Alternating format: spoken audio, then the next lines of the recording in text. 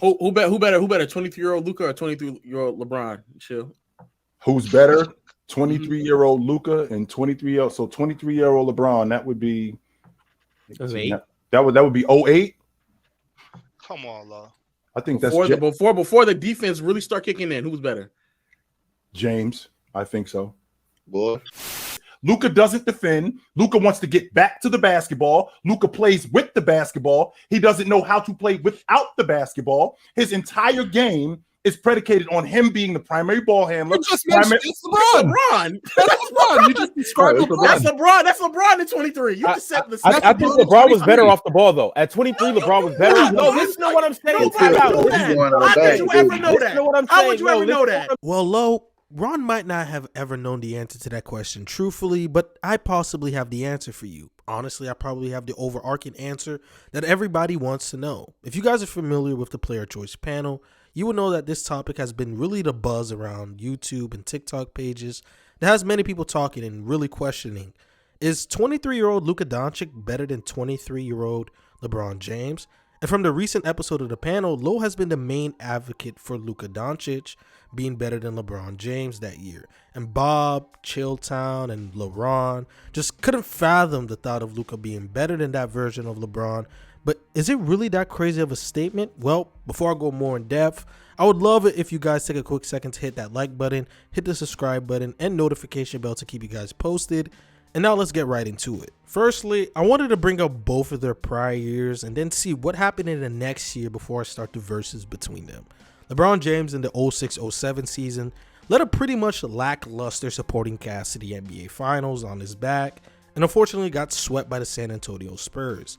And the next year made some fine-tunings in his game to get even better. Luka in his 21-22 NBA season started off pretty slow for his standards, but picked it up in the second half of the regular season and led the Dallas Mavericks to the Western Conference Finals to lose to the eventual NBA champions in the Golden State Warriors in 5 games. And Luka so far into this year has also made some fine-tuning in his game to get even better. There's 2 things I'm noticing between these 2 players.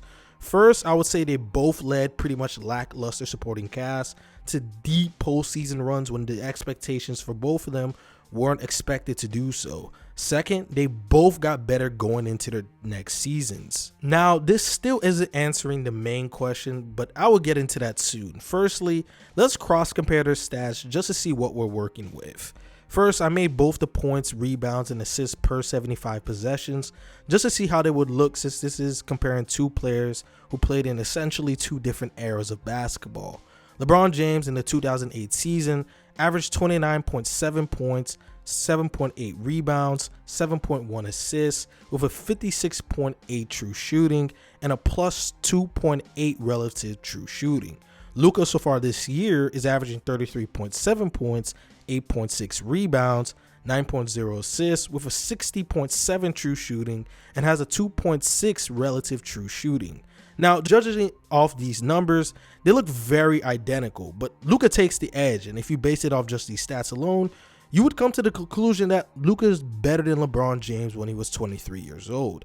However, as we all know, basketball isn't strictly a production or mathematic problem to tell who's the better player. You have to look at the film as well to better help you find out who's actually the better player. You have to use your eye test. Let's first look at the scoring for both of them, and let me start with LeBron James. LeBron, although his true shooting and points per game were lower than Luka, he was more efficient scorer relative to their era. In fact, LeBron James in the 2007-2008 season was the most efficient 30-point per game scorer that year. As we all know about LeBron James also, he's an athletic freak, especially in transition. He could get to the rim whenever he wanted, and it seemed like whenever he would catch the rebound in the same instant, he'd be down the other side of the court throwing down monster dunks in a flash without any trouble. His speed was very evident on how he can zip around the court at his stature just made no sense, and he combined that with his inhuman strength, just bullying guys out of the way once he got near or at the cup, and he still possessed a very good ball handle to navigate going up the court. These are just few of the many factors for why he was such a dominant force in transition, and it didn't matter if he was the one to bring the ball up the court or when he was attacking from the slots, when he's attacking those helpless defenders backpedaling. it would pretty much be a guaranteed bucket, basically trying to stop this locomotive from getting to the rim. Honestly, there just wasn't a true game plan to stop LeBron at the time. All you had to do was wish and pray he would miss on his own. It was mainly the same in the half court, but if he was placed in isolation sets and the side was clear for him, if you didn't have an extra body to throw at him at the game, it could get pretty ugly for you, and more times than not, you're going to lose that game. I also don't want you to think it was just all strength on these drives. LeBron had very good agility and changes of direction that he can do on a whim. He had a nice crossover to cut back and clever spins to throw off the defenders, and if you so happen to get to the destination before LeBron got there, well, that's where he could show off that strength and just move you out of his way. By the numbers, it would say Luka and LeBron are close as finishers that year, but I don't think so, mainly because of the athletic differences between the two and how LeBron has just that gear of, oh, for these next 5 to 7 possessions, I'm going to continually get to the paint and force the defense to collapse on me, which really made the difference between Luka and him for me when it comes to their finishing. Now, for as good of a finisher LeBron James was at that point of his career, he still had a very glaring weakness that Luka just doesn't have, and that's a reliable and consistent jump shot. LeBron wasn't a good mid-range shooter, especially during that time, and he was not a good three-point shooter either. So teams for the most part would pack the paint and play a little off of him, daring him to shoot. And even though this tactic wasn't always the best, because LeBron James would still have his way, but we really saw how much of an impact that had on his postseason productions. His numbers might look good, but his efficiency definitely took a hit, especially to LeBron James' standard. When you watch the series against the Celtics that year, I would say one of the biggest reasons why they couldn't get over the hump was because of LeBron James' lack of shooting. The Boston Celtics, for the most part, on ball screens, would go under and play drop coverage, or would play a high drop, and LeBron couldn't make them pay with the 15 to 7-foot jumpers, which really put a dent to the Cavs' offense. LUKA Doncic at this point, I'll say, is just a far better shooter than LeBron, and he actually provides floor spacing.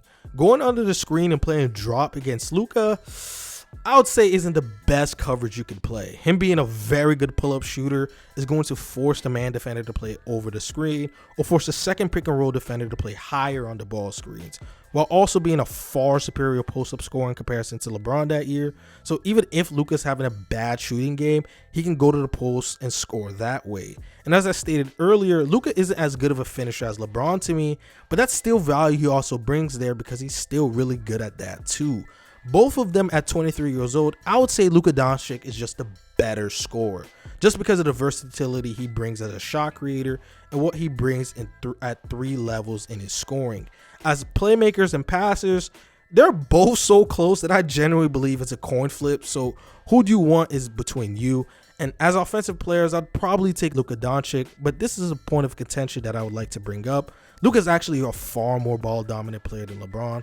LeBron is very heliocentric just like Luka, but Luka right now is doing it at a completely different level. Luka average time with possession is 9.9, and unfortunately we don't have the numbers for LeBron in the 08 season, but LeBron in the 28 season, where I'd argue he was actually more ball dominant, his time of possession was only 6.7. Not only is LeBron less ball dominant than Luka, he was more willing of an off-ball player too.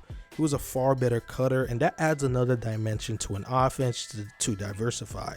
However, Luka's also at this point creating more shots for his team. He's also going to be producing more points for his team than LeBron. However, even if you eventually concede that Luka was the better offensive player, there was one point I feel like Lil was downplaying, and that was their defense. Now, don't get me wrong. I'm a firm believer that sometimes someone's offensive value can be so great that it outweighs a person's value they give on both ends, and it could possibly be the case here. But LeBron James, who I don't think he was an elite defender that year, but he was more than just a neutral one than how I believe Lil was trying to frame it. He was still a nice rotator off ball, was a great communicator defensively. He still had great instincts and anticipation at the time, and he was still very solid on ball and very mobile. I'd say that's enough to at least qualify you as a positive defender, more than what Luka's giving you at this point with a pretty decent gap. Overall, I think both of them at 23 years old is pretty close as players to me, and it really comes down to what you value more. LeBron James is going to run a heliocentric type offense, not as ball dominant as Luka, but he'll provide you some solid value off the ball with backdoor cuts, while being the better finisher and ridiculous transition scoring, and he's going to be generating more points at the rim, and collapsing the defense, while still adding positive value defensively in a tougher defensive era. While Luka is the better shooter, shot creator, better in the half court as a scorer, which at this point you can argue he's the more superior offensive player. And so far into both their respective careers, Luka just been the better playoff performer too. So at the end, Luka at 23 versus LeBron at 23 is a very fun conversation to have, and choosing who's the better player, I do believe shouldn't be viewed as A, it's a bad choice to choose the other, or B, think that both players aren't close is a slight to either player if you choose the other. Anyways, if you guys enjoyed this video, make sure you hit that like button to show that you would actually enjoy seeing more of these type of videos. Also hit the subscribe and notification bell to always keep you posted. With that all being said, I hope all of you guys have a blessed day.